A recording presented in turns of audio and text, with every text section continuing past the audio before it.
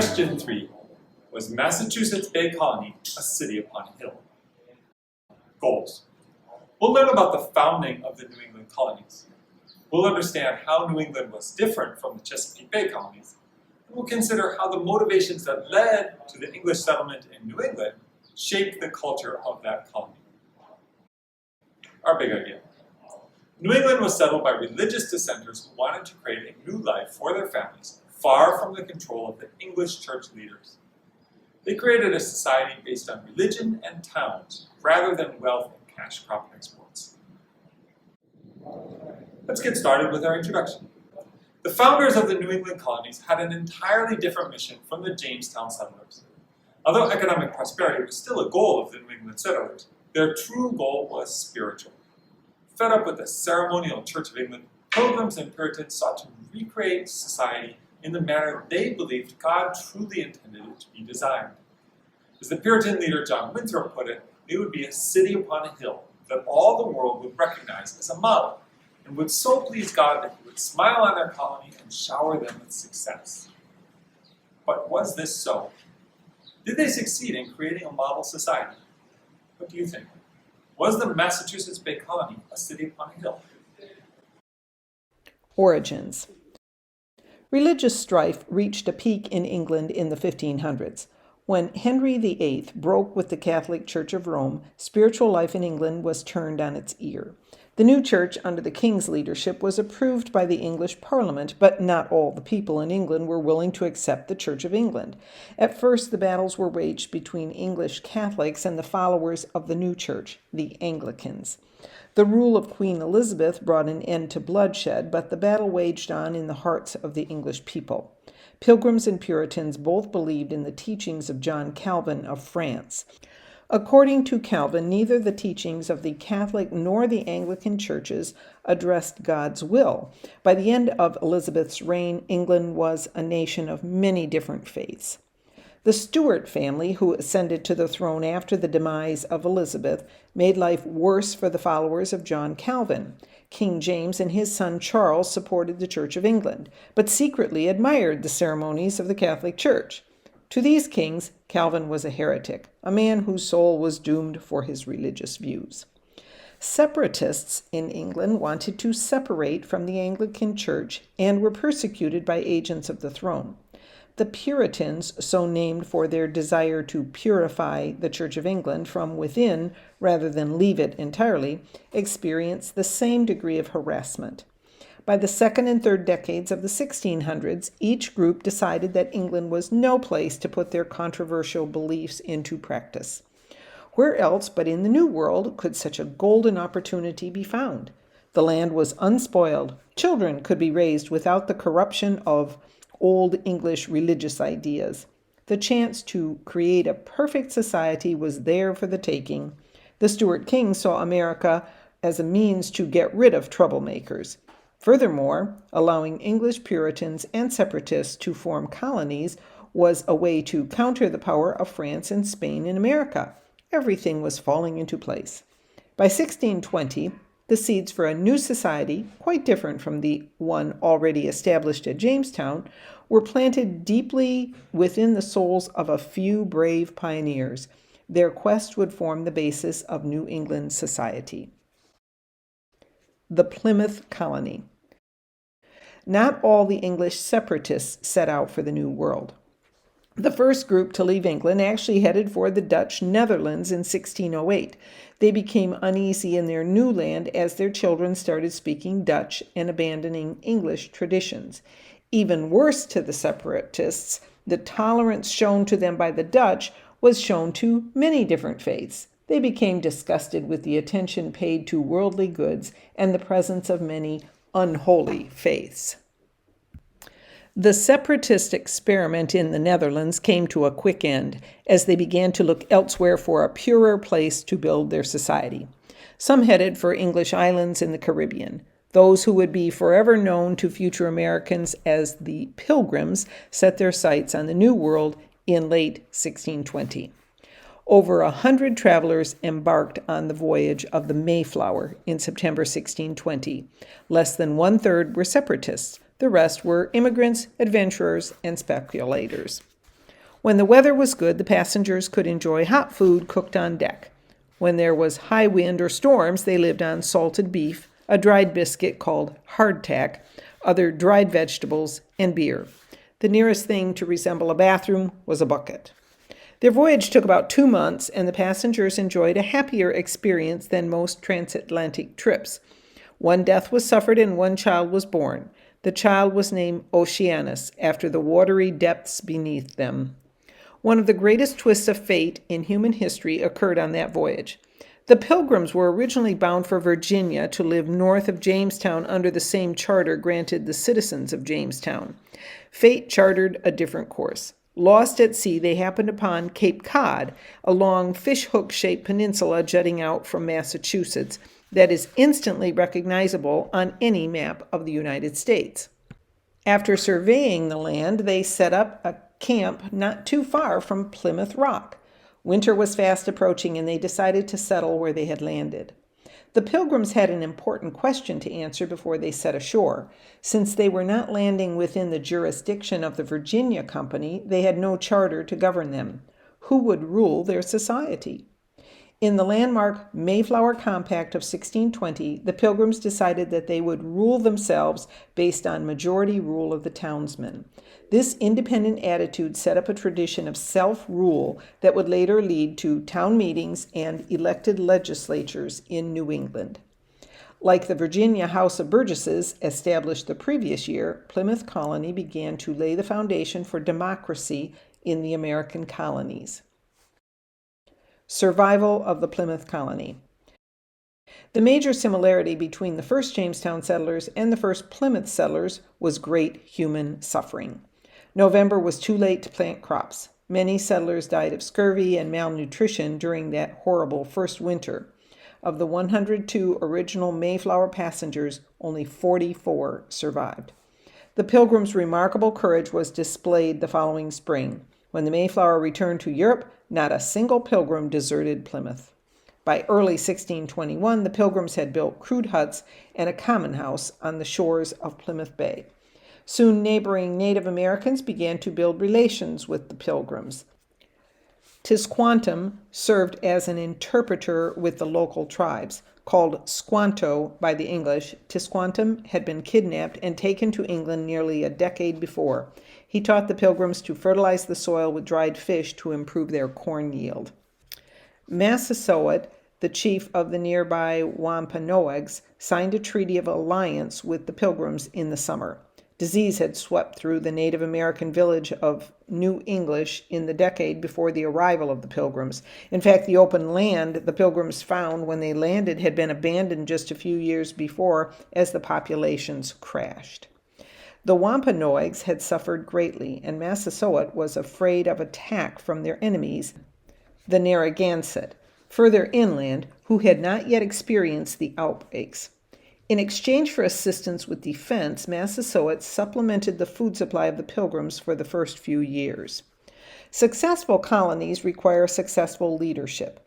The man to step forward in Plymouth Colony was William Bradford. After the first governor, elected under the Mayflower Compact, perished from the harsh winter, Bradford was elected governor for the next 30 years. In May of 1621, he performed the colony's first marriage ceremony. Under Bradford's guidance, Plymouth suffered less hardship than their English compatriots in Virginia. Relations with the local natives remained relatively smooth in Plymouth, and the food supply grew with each passing year. By autumn of 1621, the Pilgrims had much for which to be thankful. After the harvest, Massasoit and about 90 other Indians joined the Pilgrims for a harvest festival. The participants celebrated for several days, dining on venison, goose, duck, turkey, fish, and, of course, cornbread, the result of a bountiful corn harvest. This tradition was repeated at harvest time in the following years. 242 years later, President Lincoln declared Thanksgiving a national holiday. The Plymouth Pilgrims simply celebrated survival as well as the hope of good fortune in the years that lay ahead. The Massachusetts Bay Colony. Students of history often confuse the Pilgrims and the Puritans, Plymouth and Massachusetts Bay. It is worth taking a moment to sort them out. Pilgrims were separatists. They first went to the Netherlands and then sailed on the Mayflower and created the Plymouth Colony in 1620. There were few pilgrims. Puritans also left England in pursuit of religious freedom, but there were far more Puritans than Pilgrims. They arrived 10 years after the Pilgrims in 1630, and their colony, Massachusetts Bay, was centered on the city of Boston. The two colonies were close together. It takes just over an hour to drive between them, and they are both in the modern state of Massachusetts. Eventually, the Pilgrims and their Plymouth Colony were absorbed into the Massachusetts Bay Colony. Compared to the Pilgrims, who crossed the Atlantic in just one ship, the Puritans came in huge numbers. The Arabella was one of 11 ships carrying over 1,000 Puritans to Massachusetts in 1630. It was the largest original venture ever attempted in the English New World. The passengers of the Arabella, who left England in 1630 with their new charter, had a great vision. They were to be an example for the rest of the world in rightful living. The passengers were determined to be a beacon for the rest of Europe, a model of Christian charity, in the words of the governor, John Winthrop.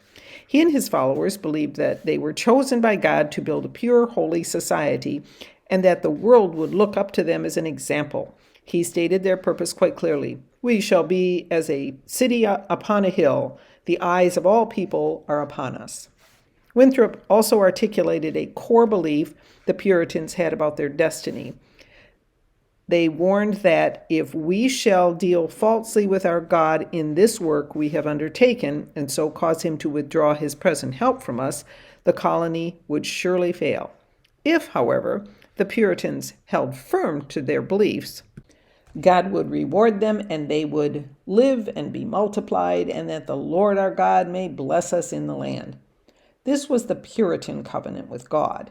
They would be faithful, and God would bestow upon them his protection and blessing. The echoes of this belief are still present in American society. Many Americans continue to believe that this country is blessed, and that by living righteously we will prosper. And conversely, if we allow evil to thrive, we will be beset with crisis. It is no wonder that a favorite patriotic song is God Bless America. Puritans also believed in predestination. This doctrine holds that God is all-powerful and all-knowing. Therefore, the fate of each individual soul is known to God at birth. Nothing an individual can do or say could change their ultimate fate. Puritans believed that they were chosen by God to be saved. They called themselves the elect. This did not mean they did not have to be devout. Quite the opposite. They believed that by trying to create a heaven on earth, God would reveal his grace, and a person would know he or she was among the elect. The colony needed more than a fervent church to survive. Many dissenters, Christian men and women who were not converted, also lived within the ranks of Massachusetts Bay. Towns such as Marblehead were founded by non-Puritan settlers. The Puritans allowed this for the sake of commerce. Many skills were necessary for a vibrant economy. An elected legislature was established, echoing the desire for self-government already seen in other English colonies. Although ministers were prohibited from holding political office, many of the most important decisions were made by the clergy. By the end of the 1630s, the great migration of Puritans out of England had brought over 14,000 Puritan settlers to Massachusetts, and the colony began to spread. In 1691, Plymouth Colony was absorbed by their burgeoning neighbor to the west. The Great Experiment seemed to be a smashing success for the first few decades. In the end, however, worldly concerns led to a decline in religious fervor as the 1600s grew old. Puritan life. New England life seemed to burst with possibilities. The life expectancy of its citizens became longer than that of Old England and much longer than the southern English colonies. Children were born at nearly twice the rate in Maryland and Virginia. It is often said that New England invented grandparents, for it was here that people in great numbers first grew old enough to see their children bear children. The Massachusetts Bay Colony was a man's world. Women did not participate in town meetings and were excluded from decision-making in the church. Puritan ministers furthered male supremacy in their writings and sermons. They preached that the soul had two parts, the immortal masculine half and the mortal feminine half. It was believed that women who were pregnant with a male child had a rosy complexion and that women carrying a female child were pale. Names of women found in census reports of Massachusetts Bay include patience, silence, fear, prudence, comfort, hope still, and be fruitful. This list reflects Puritan views on women quite clearly. Church attendance was mandatory. Those that missed church regularly were subject to a fine. The sermon became a means of addressing town problems or concerns. The church was sometimes patrolled by a man who held a long pole. On one end was a collection of feathers to tickle the chins of old men who fell asleep. On the other was a hard wooden knob to alert children who giggled or slept. Church was serious business indeed. The Puritans believed they were doing God's work. Hence, there was little room for compromise. Puritans felt no remorse about administering punishment. They believed in Old Testament methods such as an eye for an eye. Surely God's correction would be far worse to the individual than any earthly penalty. Harsh punishment was inflicted on those who were seen as straying from God's work. There were cases when individuals of differing faiths were hanged in Boston Common. Adulterers might have been forced to wear a scarlet A if they were lucky. At least 2 known adulterers were executed in Massachusetts Bay Colony. Public whippings were commonplace. The stockade forced the humiliated guilty person to sit in the public square while onlookers spat or laughed at them. Contrary to myth, the Puritans did have fun. There were celebrations and festivals. People sang and told stories. Children were allowed to play games with their parents' permission. Wine and beer drinking were commonplace. Puritans did not all dress in black as many believe. The fundamental rule was to follow God's law.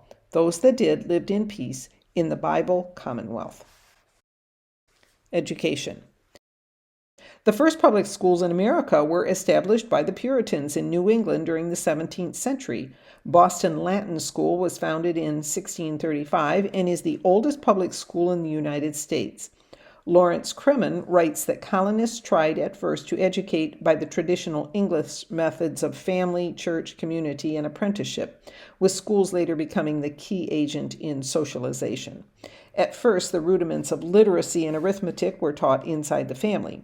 By the mid-19th century, the role of the schools had expanded to such an extent that many of the educational tasks traditionally handled by parents became the responsibility of the schools. All the New England colonies required towns to set up schools. In 1642, the Massachusetts Bay Colony made education compulsory, and other New England colonies followed. Similar statutes were adopted in other colonies in the 1640s and 1650s. The schools were all male, with few facilities for girls. Common schools appeared in the 18th century, where students of all ages were under the control of one teacher in one room. They were publicly supplied at the local town level. They were not free, but were supported by tuition or rate bills. The larger towns in New England opened grammar schools, the forerunner of the modern high school. The most famous was the Boston Latin School, which is still in operation as a public high school. Hopkins School in New Haven, Connecticut was another. By the 1780s, most had been replaced by private academies. By the early 19th century, New England operated a network of elite private high schools, now called prep schools. They became coeducational in the 1970s and remain highly prestigious private schools today. The first universities in the British colonies were established in New England. Harvard College was founded by the colonial legislature in 1636 and named in honor of benefactor John Harvard. Most of the funding came from the colony, but the college began to collect an endowment. Harvard was founded for the purpose of training young men for the ministry, and it won general support from the Puritan colonies. Yale College was founded in 1701. Dartmouth College was chartered in 1769, and Brown University was founded by Baptists in 1764. No longer schools to train only new ministers for the church, these schools make up the Ivy League and are some of the most prestigious universities in the world, a testament to the enduring legacy of the Puritans' belief in education. The New England economy. Economically, New England fulfilled the expectations of its Puritan founders. The Puritan economy was based on the efforts of self-supporting farmsteads who traded only for goods that they could not produce themselves, unlike the cash crop-oriented plantations of the Chesapeake region. New England became an important mercantile and shipbuilding center, along with agriculture, fishing, and logging, serving as the hub for trading between the southern colonies and Europe. The region's economy grew steadily over the entire colonial era, despite the lack of a staple crop that could be exported. All the colonies fostered economic growth by subsidizing projects that improved the infrastructure, such as roads, bridges, inns, and ferries. They gave bounties and monopolies to sawmills, grist mills, iron mills, fulling mills, which treated cloth, salt works, and glass works. Most important, colonial legislatures set up a legal system that was conducive to business enterprise by resolving disputes, enforcing contracts, and protecting property rights. Hard work and entrepreneurship characterized the region, as the Puritans and Yankees endorsed the Protestant work ethic, which enjoined men to work hard as part of their divine calling. New England conducted a robust trade within the English domain in the mid-18th century. They exported pickled beef and pork to the Caribbean, onions and potatoes from the Connecticut Valley, codfish to feed their slaves, northern pine and oak staves from which the planters constructed containers to ship their sugar and molasses, Narragansett pacers from Rhode Island, and plugs to run sugar mills. The benefits of growth were widely distributed, with even farm laborers better off at the end of the colonial period. The growing population led to shortages of good farmland on which young families could establish themselves. One result was to delay marriage, and another was expansion of English settlements to new lands farther west. In the towns and cities, there was strong entrepreneurship and a steady increase in the specialization of labor. Wages for men went up steadily before 1775. New occupations were opening for women, including weaving, teaching, and tailoring. The region bordered New France, and in numerous wars, the British poured money in to purchase supplies, build roads, and pay colonial soldiers. The coastal ports began to specialize in fishing, international trade, shipbuilding, and whaling after 1780.